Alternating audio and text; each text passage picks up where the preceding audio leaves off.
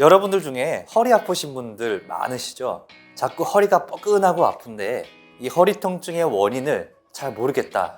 허리에서 자꾸 뼈 소리가 난다. 내가 허리 디스크인지 아닌지 궁금하신 분들 많으실 겁니다. 아니면 허리가 이미 많이 안 좋아지셔서 허리 수술 후에 허리 관리를 어떻게 해야 하는지 방법이 궁금해하신 분들 있으실 겁니다. 허리가 저리고 아픈 분들은 이 영상을 보시고 허리 건강에 관련된 알찬 정보를 얻어가셨으면 좋겠습니다. 지금부터 허리 통증의 원인과 허리 통증을 유발하는 자세 그리고 예방법에 대해서 얘기를 나눠보고자 합니다. 그리고 허리 통증을 20%에서 30% 바로 감소할 수 있는 방법에 대해서도 알려드리려고 합니다. 우선 우리가 허리 통증이 왜 생기는지부터 알아봐야 될 텐데, 모든 일에는 원인과 결과가 있듯이 그저 가만히 잘 살고 있는데 허리가 갑자기 아프지는 않으실 겁니다. 분명 허리를 아프게 하는 우리의 나쁜 습관이 있는 거죠. 서울 아산병원 조재환 정형외과 전문의에 따르면 허리 통증의 원인은 총 4가지로 압축할 수 있는데요. 첫째, 안 좋은 작업 자세.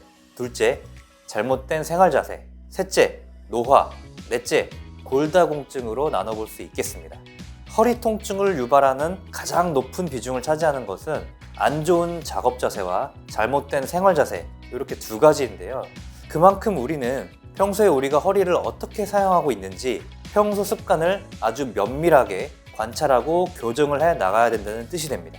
3번째 이유인 노화의 경우에는 이런 잘못된 습관들이 하나둘씩 쌓이므로 결국 허리가 많이 굽어지게 되는 원인이 될 수 있다는 걸 반드시 생각해야 됩니다.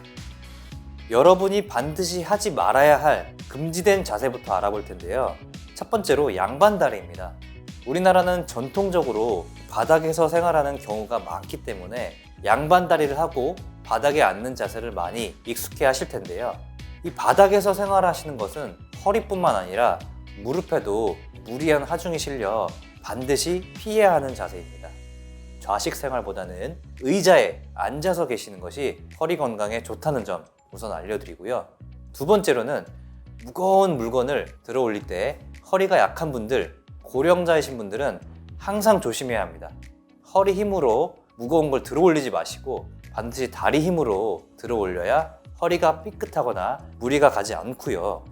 특히 고령자의 경우에는 반드시 가족이나 주위 분들의 도움을 받아서 함께 물건을 들어 올려야 됩니다. 그리고 항상 허리를 의도적으로 꼿꼿이 피시려는 노력을 하셔야 합니다.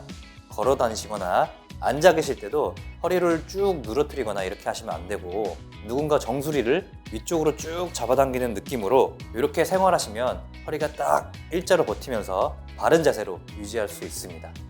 그리고 높은 베개라든지 엎드려 자는 자세는 척추에 반드시 무리가 갑니다. 꼭 피해 주시고요. 이런 안 좋은 허리 자세로 인한 통증은 사실은 우리가 다 알고 있는 내용이지만 실천하기가 너무 어려운 것이 현실입니다.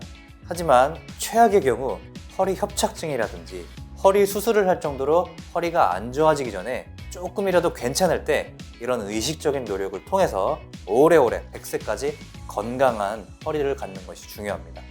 그렇다면 허리가 아플 때는 어떤 운동이 가장 좋은가? 수많은 정형외과 선생님이 추천하는 운동이 있습니다. 바로 걷기 운동입니다. 허리 통증과 걷기 운동의 연관성 연구에 따르면 하루 30분씩 3일 이상 걷기를 실천한 사람은 허리 통증이 21%나 감소를 했고요. 하루 1시간씩 5일 이상 걷기를 실천한 사람은 허리 통증이 24%나 감소했다는 연구 결과가 있습니다. 걷기만 해도 이렇게 통증이 감소한다고 하니까 통증이 있으신 분들은 반드시 걷기 운동을 진행하셔야겠습니다. 서울대학교병원 정형외과 정선근 전문의는 지금 당장 딱 30분만 운동해도 불안감 감소, 혈압 강화, 수면 향상, 인지기능 향상, 인슐린 감소성 향상 등 운동이 주는 너무나 좋은 효과들을 강조하셨습니다. 30분만 운동해도 이런 많은 좋은 증상들이 있고요. 조금 더 운동을 꾸준히 한다면 뇌졸중, 치매, 불면증, 불안감, 골다공증, 노화 방지 등 이렇게 만병통치약의 역할을 하는 것이 이 꾸준한 운동이라고 합니다. 바꿔 말해 운동을 했더니만 이 각각의 질병들을 완화시키는 결과들이 과학적으로 입증되었다는 뜻입니다. 오늘부터 매일매일 10분이라도 걷기 운동을 시작해보는 건 어떨까요? 허리 통증이 있으신 분들은 바로 효과를 보실 수 있을 겁니다. 지금부터는 허리가 지속적으로 아플 때 병원 치료는 언제 받아야 하며 수술할 정도의 통증은 어느 정도인지 알아보겠습니다.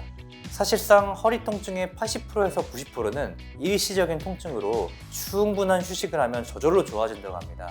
이때는 걷기 운동과 바른 자세를 실천함으로 나아질 수가 있는데 수개월이 지나도 통증이 있는 경우에는 치료에 대한 계획을 세우는 것이 좋겠습니다.